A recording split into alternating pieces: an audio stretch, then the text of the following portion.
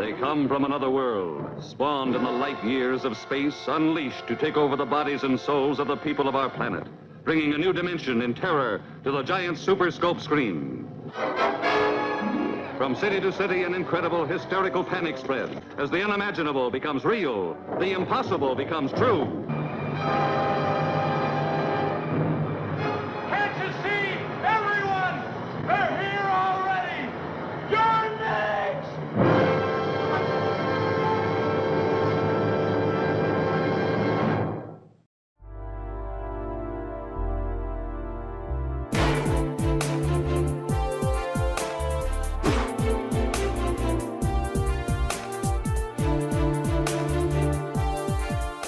The Your Eternal Reward is a fascinating TF2 weapon. It's fascinating because, at a base conceptual level, it's not really allowing you to do anything that the class it's featured on, Spy, isn't already capable of doing on his own. It doesn't grant an answer to a tricky hard counter, it doesn't grant healing or a speed boost on kill, and it doesn't have the reliable consistency of the stock knife. By all accounts, the Your Eternal Reward just overcomplicates what's otherwise one of Spy's basic, core, and fundamental abilities in disguising. That said, I cannot stop using this weapon. There's something about the Your Eternal Reward that's just so insanely, viscerally fun and exhilarating to use properly. Objectively speaking, it's simultaneously one of the worst and most difficult to use weapons in Spy's lineup, which isn't a great combination, yet I cannot get enough of it either way. Let's talk about why. This is Merc's Munitions, a series where we take an extended look at the pub and casual application of Team Fortress 2's many weapons. It's the Everymann's item review series. Let's roll.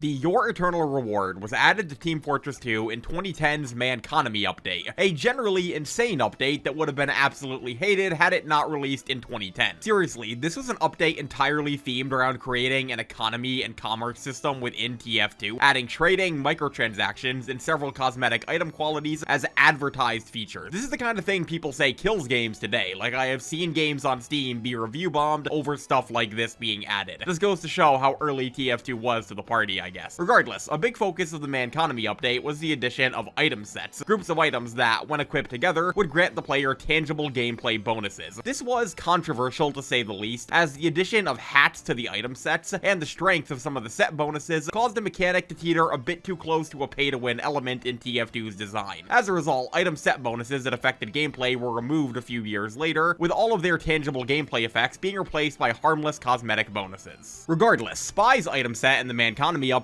was the Middle Eastern-inspired Saharan Spy set, consisting of the familiar Fez, Latrange, and Your Eternal Reward. At the time of its release, this set granted Spy a significantly quieter decloak sound effect, at the cost of making him blink for half a second longer when colliding with an enemy while cloaked. This was deceptively strong, especially in the hands of a competent pre-nerf Dead Ringer Spy, and was eventually replaced by granting Spy a unique particle effect while taunting, an unusual taunt before unusual taunts. As for the actual weapons in the set, the Latrange was nothing special on release, but would eventually go on to be one of Spy's best weapons for everything but shooting enemies. The Your Eternal Reward, though, well, let's discuss it.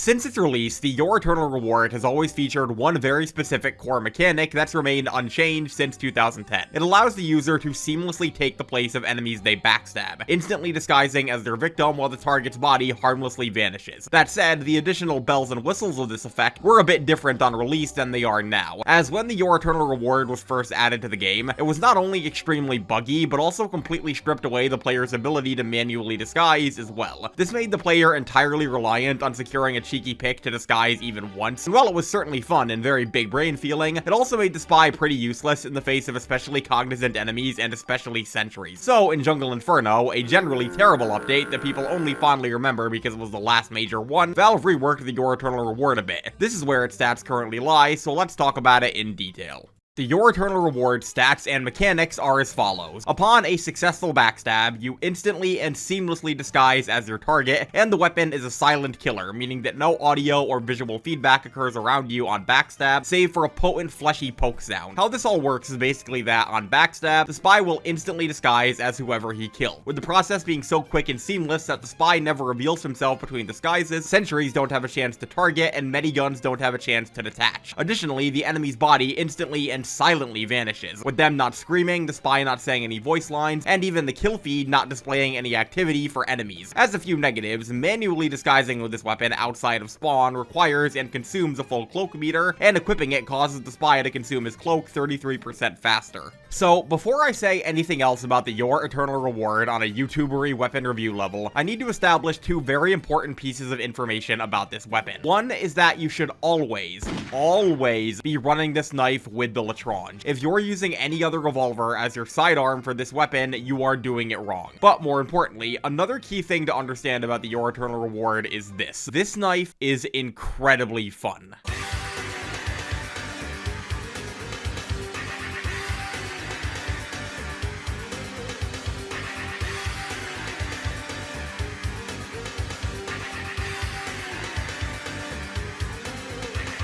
Pound for pound, this may be my favorite spy knife to use in TF2. Not my favorite on an objective design level, but my favorite to make effective use of in the moment. It definitely takes some getting used to when you first equip it, but once that adjustment is made, the results are unreal. This weapon does something to you and your enemies when used effectively, and I want to try and make that feeling understood to you, the viewer, throughout this video. For starters, the Your Eternal Reward may seem, at a base, like a direct downgrade from the stock knife. You're taking away Spy's ability to manually disguise on the fly out of a cloak in exchange for letting him steal the places of enemies. In addition, you're also nerfing his cloak duration, meaning that both of your class-defining infiltration abilities are negatively affected by equipping this knife. This might seem pretty useless in theory, and doesn't immediately pose to provide any meaningful upside over something like the Conniver's Kunai or Big Earner. However, using this weapon effectively is not about tangible gameplay upsides. It's not about buffs or on-kill effects. This weapon's core strength lies in mind games and player psychology. Allow me to demonstrate. So here's a clip on Upward. I'm going to backstab this enemy soldier, and his team's engineer has noticed and started firing at me. However, I secure the stab, immediately changing into the form of the soldier, while his body vanishes and no UI feedback occurs for the engineer. And despite literally seeing me secure the stab, something about this interaction absolutely scrambles this guy's brain, and he goes back to assuming that I'm his teammate. This opens up an opportunity for a follow-up stab. This happens all the damn time with this weapon. For some reason, the Your Eternal Reward just seems to fully deactivate the enemy team's senses when used correctly.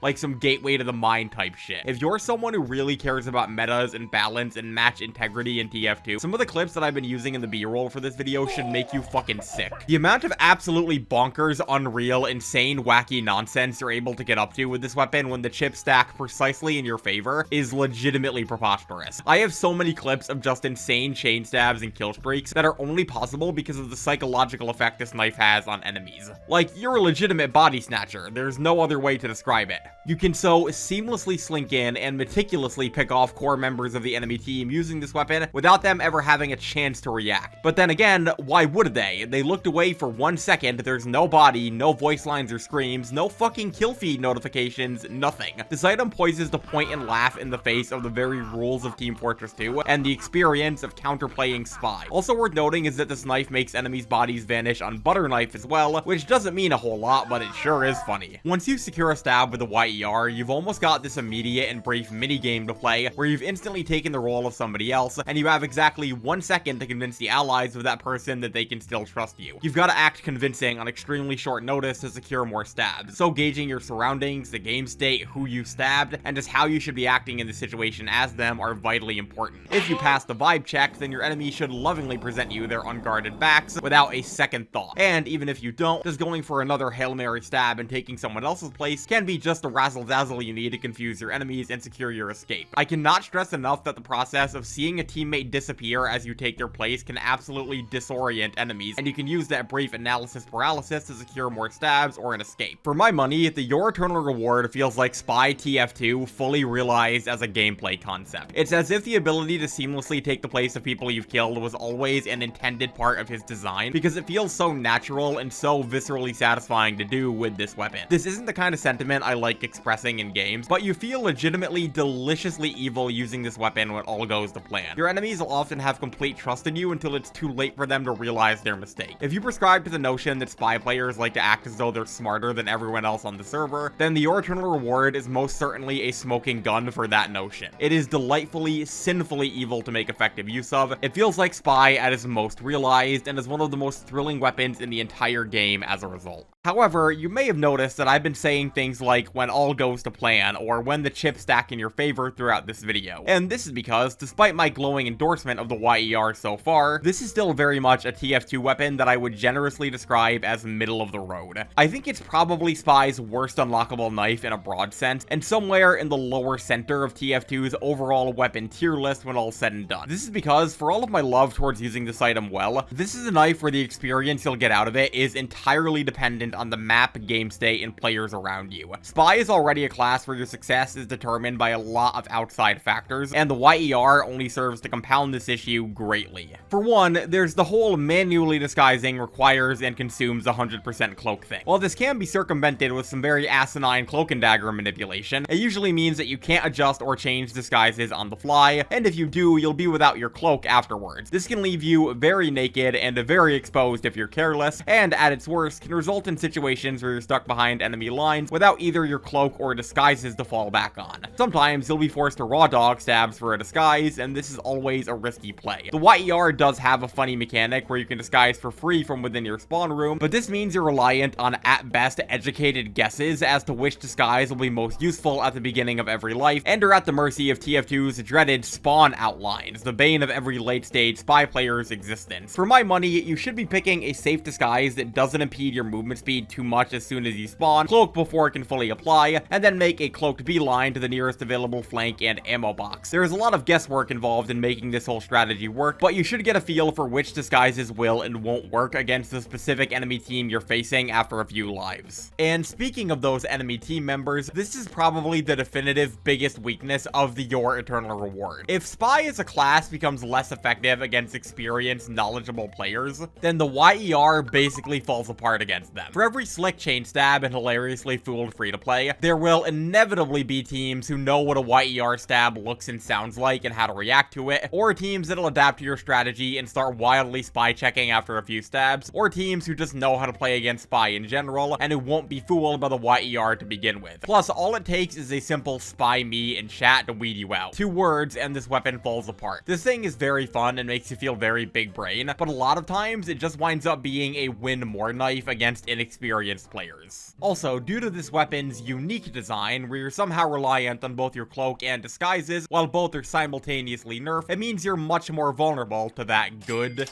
spy shit. You know the stuff, the unregistered stabs, the frantic pyros, the crossfire that just so happens to catch you, the twitchy enemies who spy check everyone, etc. The things that make playing Spy a pain to begin with on certain servers become much more frustrating when you're playing with a knife that's inarguably extremely restrictive in how you can make use of it. When you equip this knife, you're basically making a 50-50 gamble as to whether or not you're going to have a good time, and that's on top of the 50-50 gamble you're already making by picking Spy, which evens out to a 25% chance of having fun.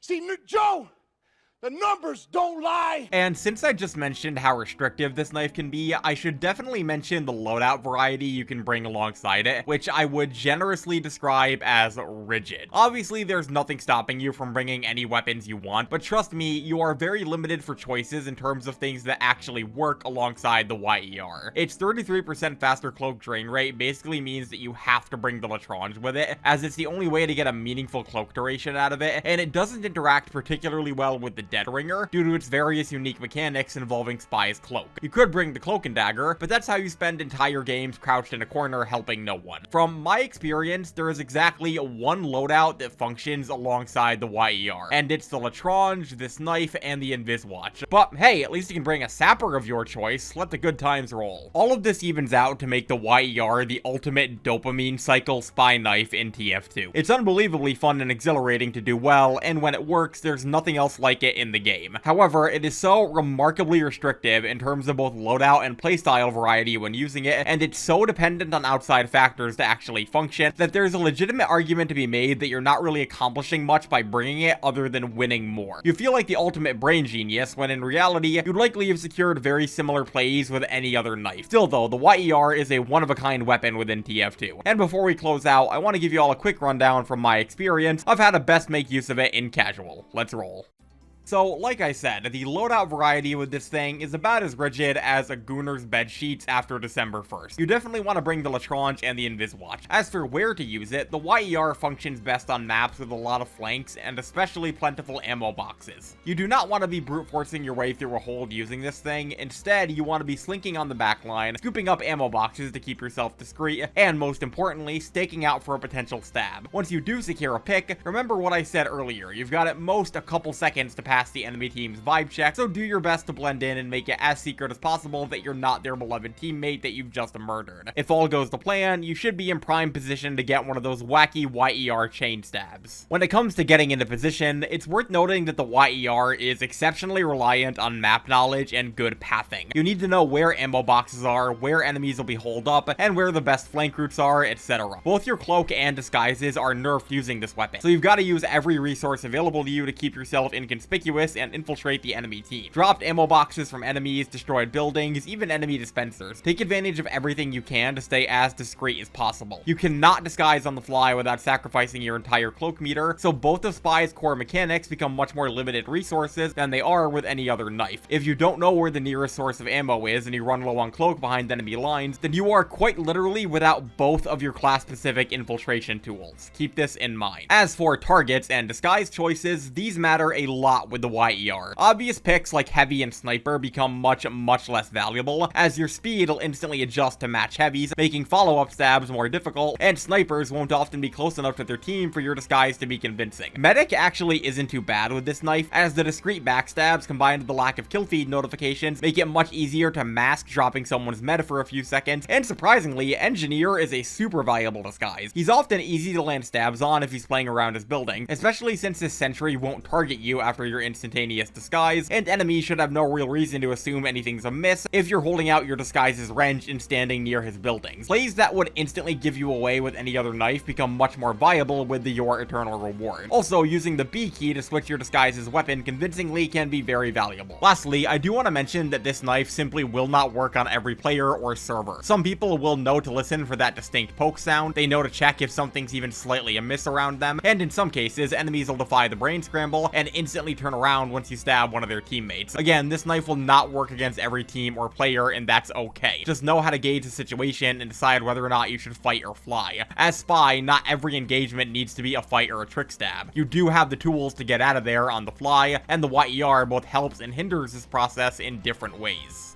So, how do I ultimately feel about the Your Eternal Reward? Well, like I said at the top of this video, I love using this thing. It is sheer brain candy to use well, and the amount of nonsense deceptions, enormous chain stabs, and wild kill streaks I was able to go on with it are simply unmatched by any other Spy knife. I straight up got over 100 points and top scored on an Upward server recording footage with this thing at one point. This is the one true stealth weapon in TF2, the one that fully realizes Spy as a gameplay concept and makes him feel true to his intended role and design. However, I also think that it is objectively Spy's worst unlockable knife, despite how fun it is to use, and this is because it's not really doing a whole lot on its own. This knife's primary positive relies entirely on pulling one over on enemies. It is a deception weapon, and that type of trickery will not work consistently on every player. This, combined with its extremely restrictive design and very harsh negatives, plus its reliance on enemies lacking experience, perception, and communication, makes it a knife that's delightfully devilish to use well, yet one that objectively falls short of Spy's other, more tangibly rewarding and consistent knives. A true fun out of 10 TF2 weapon. Either way, thanks, hope y'all had a fantastic day before, during, and after watching, and please suggest a weapon for a future episode of Merc's Munition. Anything is on the table for this series. If there's an item you'd like to see me talk about, recommend it in the comments. Either way, thanks again, I'll hope to see y'all later, and cheers.